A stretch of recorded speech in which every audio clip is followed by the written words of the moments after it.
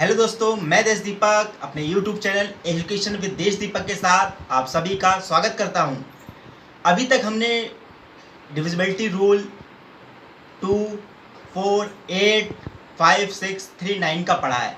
बाकी रिमेनिंग मैंने बोला था आज के पार्ट में हम 7, 11 और 13 का डिविजिबिलिटी रूल पढ़ेंगे।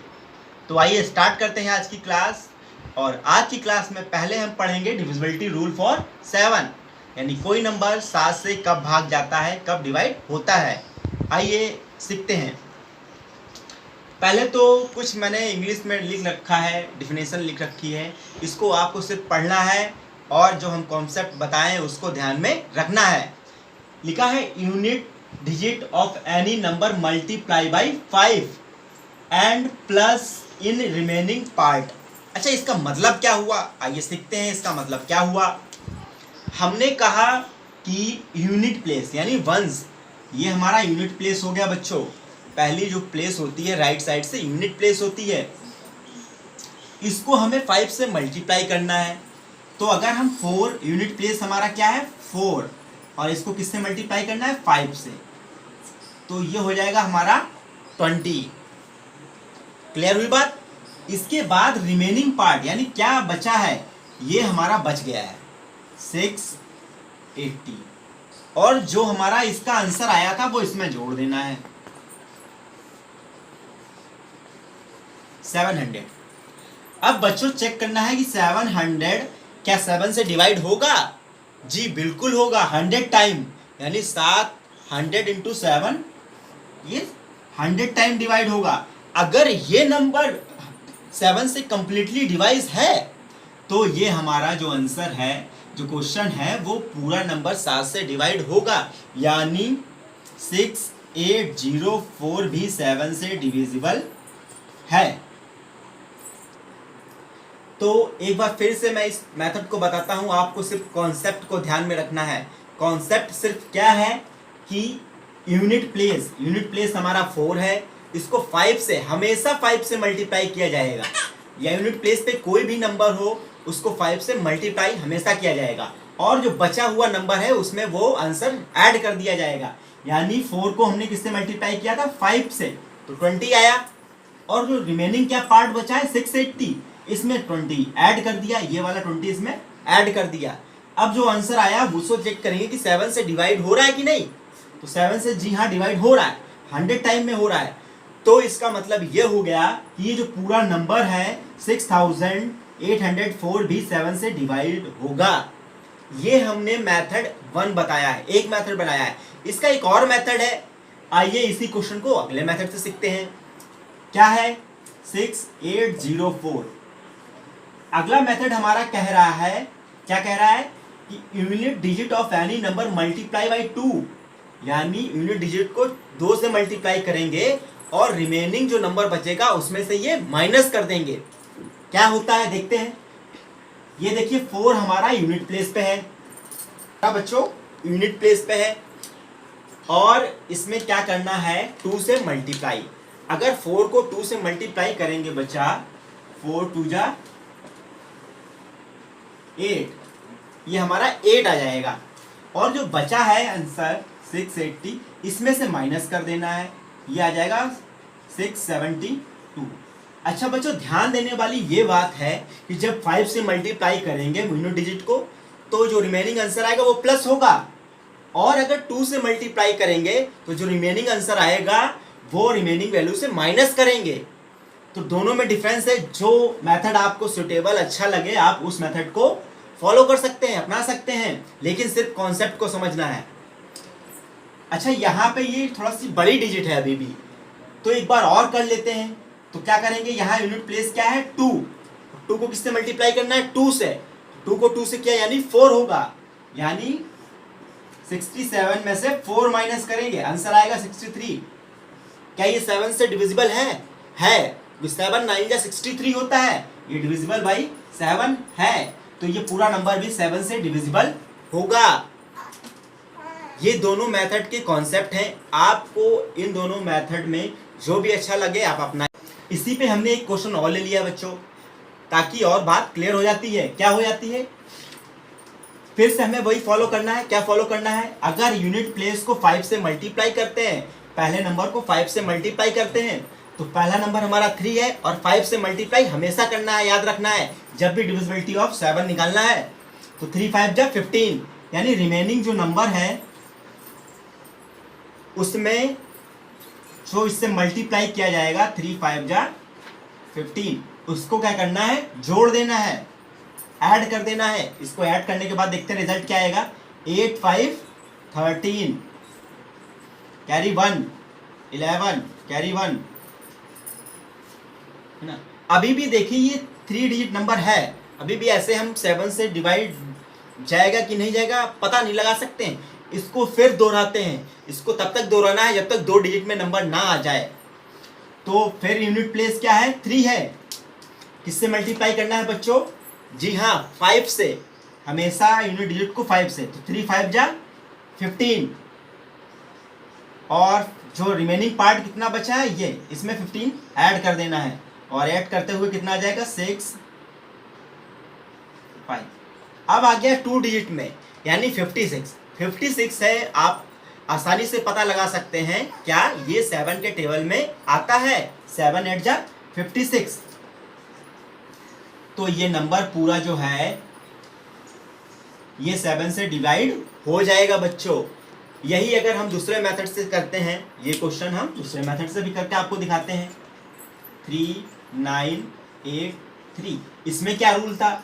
इसमें यूनिट प्लेस को 2 से मल्टीप्लाई करते हैं, तो यूनिट प्लेस क्या है? 2 से मल्टीप्लाई किया 6, यानी 3 9 8, और क्योंकि 2 से मल्टीप्लाई किया इसलिए माइनस करते हैं बच्चों।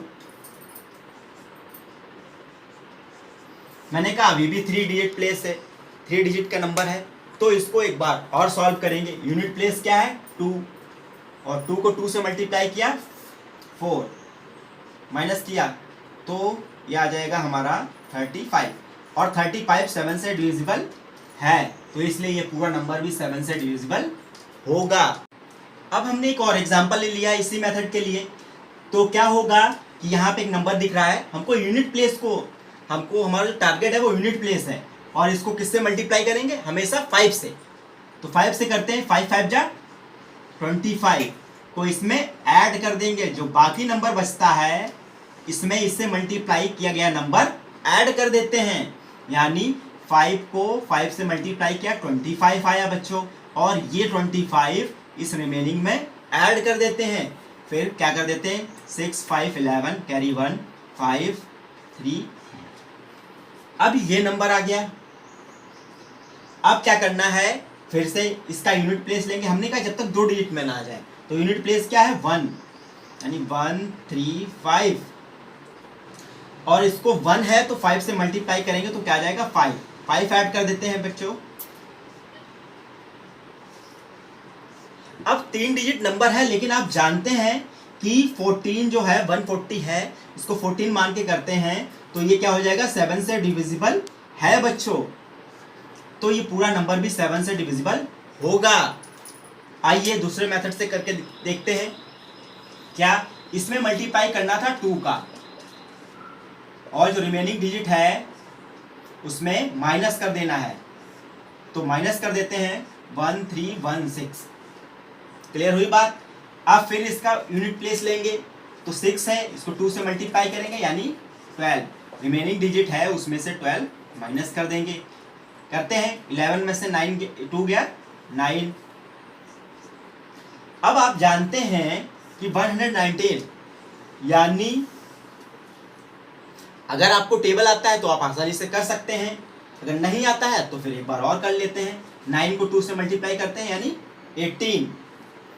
हाँ, कितना आएगा बच्चों? 18। अब आप देखेंगे यहाँ पे 11 है और आंसर में जो आया है वो 18 है। क्या ये माइनस होगा? बच्चों हम यहाँ पे कोशिश करते हैं कि बड़े नंबर से हमेशा छोटा नंबर माइनस किया जाए, तो 18 में से 11 गया 7, और 7 7 के टेबल में आता है, तो ये पूरा नंबर 7 से डिविजिबल होगा। ध्यान देने वाली बात यहाँ पे ये है कि हमेशा बड़े से छोटा नंबर माइनस करेंगे, यानी यहाँ पे 11 बचा है और इसका जो प्रोडक्ट आया है इन दोनों का वो 18 है, तो बड़े से छोटा माइनस कर देंगे तो हमारा आंसर आराम से आ जाएगा। और ये अगर ये नंबर 7 आया है तो इसका मतलब ये पूरा डिजिट भी 7 से डिविजिबल है। उम्मीद करता हूँ 7 का डिविजिबिलिटी रूल आप सीख गए होंगे, घर में और प्रैक्टिस करिए। आइए हम चलते हैं अब डिविजिबिलिटी रूल फॉर 11। आइए अब हम सीखते हैं डिविजिबिलिटी रूल फॉर 11, यानी 11 का डिविजिबिलिटी रूल क्या होता है। बहुत सिंपल है और बहुत आसान है बच्चों। कॉन्सेप्ट को ध्यान रखना है, कॉन्सेप्ट को समझना है। आइए देखते हैं। यहाँ पे हमने एग्जाम्पल लिए हैं, यहाँ पे हमने डेफिनेशन नहीं दी है, आपको एग्जाम्पल से ही समझाएंगे। एग्जाम्पल क्या है कि अल्टरनेट नंबर का सम करके उनका डिफरेंस कर देते हैं। अल्टरनेट का मतलब एक छोड़कर एक। एग्जाम्पल ले लेते हैं। अल्टरनेट मतलब 5 है, 0 छोड़ के 1 पे आ जाओ, तो 5 + 1 कर लो बच्चों। फिर नीचे से देखते हैं 0 और 6 है ना, तो इनका सम करते हैं बच्चों, कितना जाएगा 6। और 0 + 6 का सम कर लेते हैं, कितना जाएगा बच्चों 6। अब जो आंसर आया उसको माइनस कर लेते हैं। माइनस में क्या आएगा, ये 0 आएगा।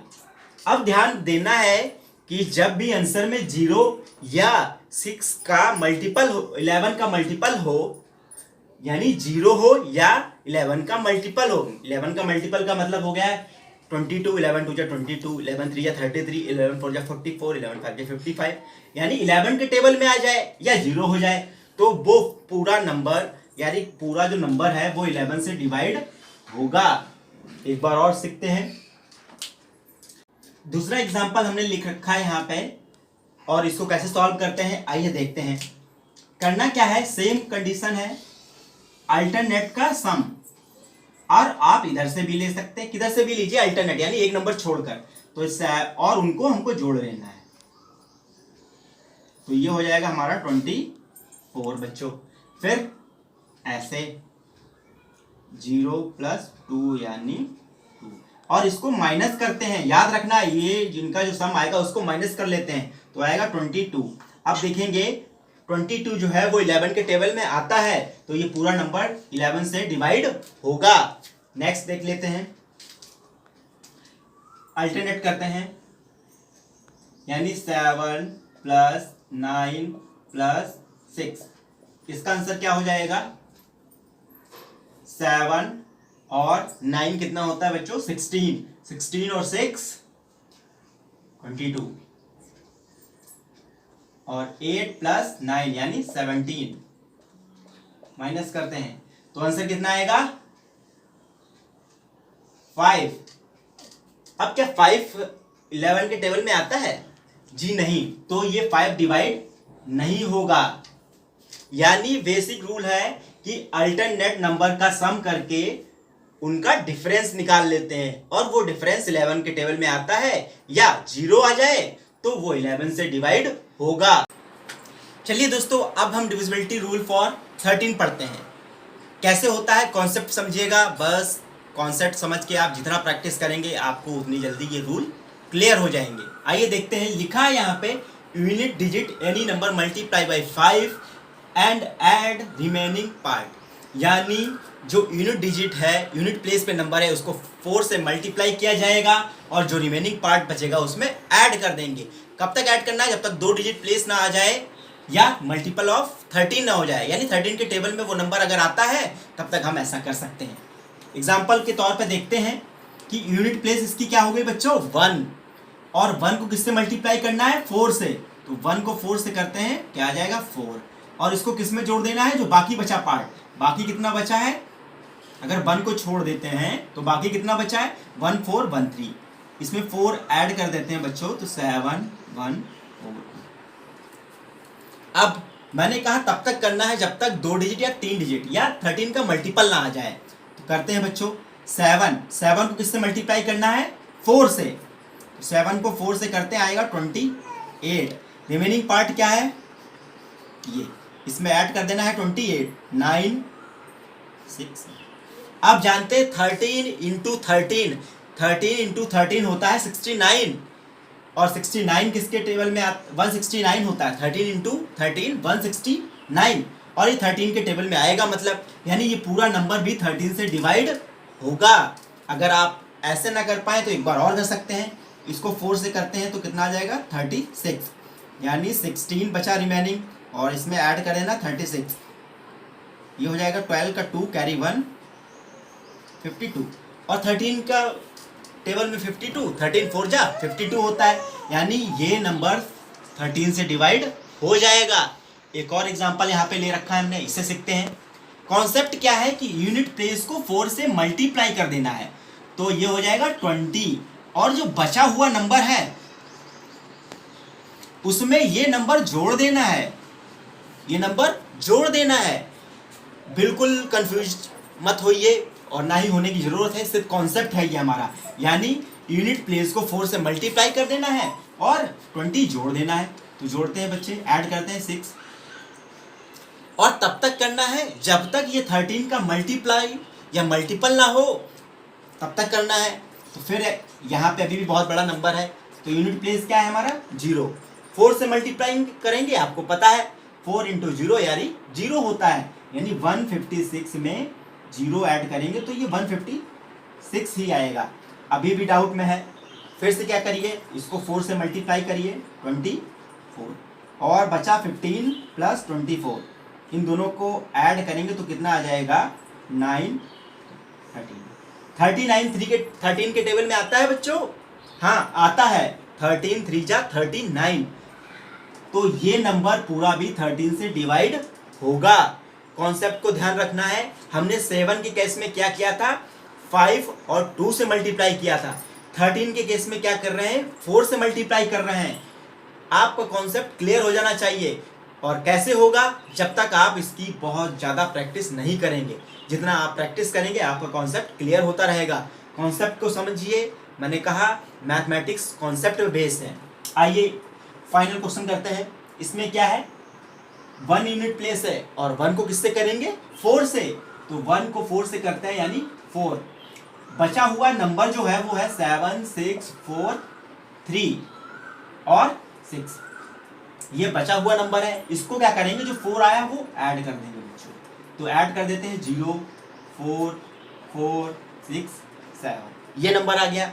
अभी भी बहुत बड़ा नंबर है, फिर यूनिट प्लेस को लेंगे और 4 से मल्टीप्लाई करेंगे, तो 0 इंटू 4 0 हो जाएगा, यानी यही डिजिट बचेगा 7 6 4। अभी भी नंबर बड़ा है, फिर यूनिट प्लेस लेंगे, फिर 4 से मल्टीप्लाई करेंगे, तो 4 4 या 16, 7 6 4 को 16 ऐड कर देंगे, 0 8 7। अभी भी नंबर बड़ा है, 0 आया है, यानी 0 आएगा तो जो डिजिट बचेगा वो उतार लेंगे 78, और 13 के टेबल में 78 आता है बच्चों, तो 13 के टेबल में 78 आता है। कितने टाइम आता है, 13 6 जा 78, तो इस हिसाब से ये नंबर भी 13 से डिविजिबल होगा। आप ऐसे क्वेश्चन बहुत प्रैक्टिस करिए, क्योंकि कॉन्सेप्ट बेस है। कॉन्सेप्ट को समझ गए आप तो समझ लीजिए सारी डिविजिबिलिटी बहुत आसान हो जाएगी। उम्मीद करता हूँ मेरे द्वारा समझाए गए हुए क्वेश्चन डिविजिबिलिटी के आपको समझ में आए होंगे। अगर आपको नहीं समझ में आए या कुछ दिक्कत लगती है तो आप मेरे पेज पे आइए और उसमें कमेंट करिए। मेरी कोशिश रहेगी कि आपको और बेहतर ढंग से समझाया जाए। आज के लिए इतना ही, धन्यवाद।